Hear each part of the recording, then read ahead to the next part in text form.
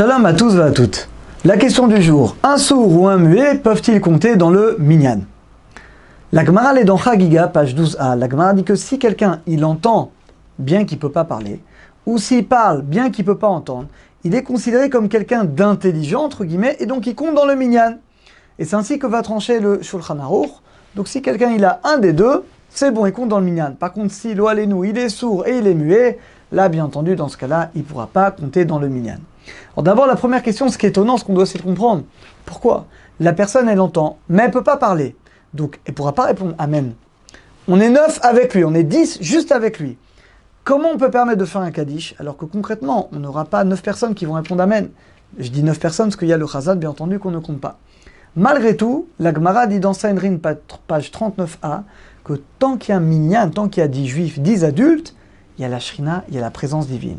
Ce qui veut dire concrètement que pour un Kaddish ou pour Barechou, bien que j'ai le Chazan, je ne compte pas le Chazan, j'aurai que 8 personnes qui vont répondre Amen, le 10e, il ne peut pas parler le pauvre, donc finalement, c'est pas grave, on pourra quand même dire le Kaddish. De cette halakha, on va déduire quelque chose de très important pour nous. Dit le Ben Ishraï, de la paracha Vaïchi dans l'halakha et vous savez, ça arrive très souvent, notamment je parle d'Arvit, vous allez comprendre pourquoi je prends l'exemple de Arvit. On fait Arvit, on est juste 10, on est 11.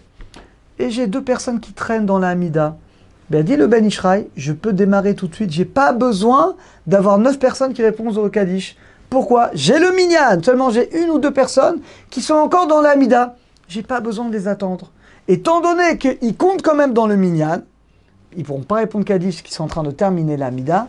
Et bien pour Kaddish et Barechou, c'est bon. Du moment que j'ai le minimum 6 personnes, la majorité du minyan qui répond Amen, j'ai le Chazan et j'ai au moins 6 personnes qui répondent Amen, eh bien c'est bon. Comme ça va trancher le Ben Ishraï, comme ça également dans le Shulchan Aruch, dans le Seivav, dans le paragraphe 6, on voit clairement que j'ai besoin d'un minyan, mais même si j'ai que la majorité du minyan qui répond Amen, eh bien ça suffit.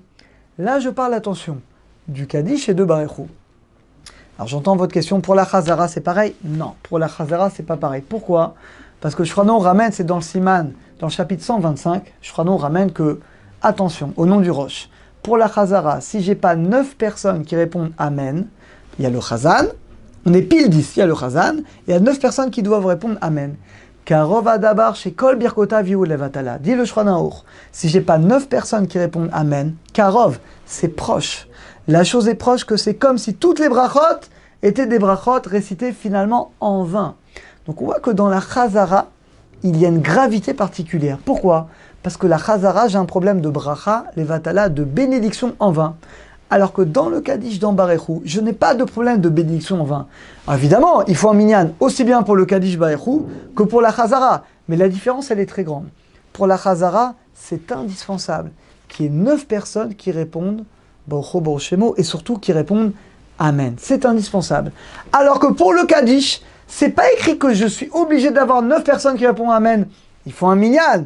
Mais si j'ai 1 ou 2 personnes qui sont encore dans l'Amida, eh bien c'est bon. Et va trancher Shulchan Aruch par exemple, c'est le mari. Si quelqu'un il dort, peut arriver, on est minyan, on est 9. Et le 10e il dort. On veut faire un Kaddish, on a fini un cours par exemple, le 10e il dort. Alors c'est sûr qu'a priori, comme dit le Taz, évidemment qu'a priori on va le réveiller. Mais imaginez, on essaie de le réveiller, elle veut pas se réveiller. Eh bien le Shulchan Aruch va trancher clairement qu'on peut quand même dire Kaddish. Vous allez me dire, mais comment on peut dire Kaddish? Il est en train de dormir, donc j'ai que 9 personnes. Le fait qu'il y ait 10 adultes, 10 hommes au même endroit, la présence divine est là. Donc s'il ne peut pas répondre Amen, évidemment qu'après on va le réveiller, mais si on n'arrive pas à le réveiller, on pourra quand même réciter le Kaddish. Ça c'est pour Kaddish et Barechou. Mais encore une fois, dans la Chazara, il faut par contre 9 personnes.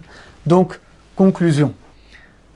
Lo alenu, quelqu'un qui parle mais qui n'entend pas, ou qui entend qui ne parle pas, on a dit que d'après la halakha, on le comptera quand même dans le minyan et ainsi va trancher clairement le Shulchan Aruch. Le chidouche qu'on a pris pour nous aujourd'hui, c'est que pour Kaddish et Barechou, il faut un minyan. Mais j'ai pas besoin de 9 personnes qui répondent Amen. Ça suffit qu'il y ait 6 personnes qui répondent Amen. Il y a le Chazan, il y a 6 personnes qui répondent Amen. Les autres, ils sont dans l'Amida, c'est bon. On peut dire Kaddish et Barechou. Par contre, pour la Chazara, où c'est plus grave, parce que là j'ai un problème de bracha levatala, de bénédiction en vain, dans ce cas-là, il faut impérativement qu'il y ait le Chazan et qu'il y ait 9 personnes qui puissent répondre Amen. À très bientôt, à tous et à toutes.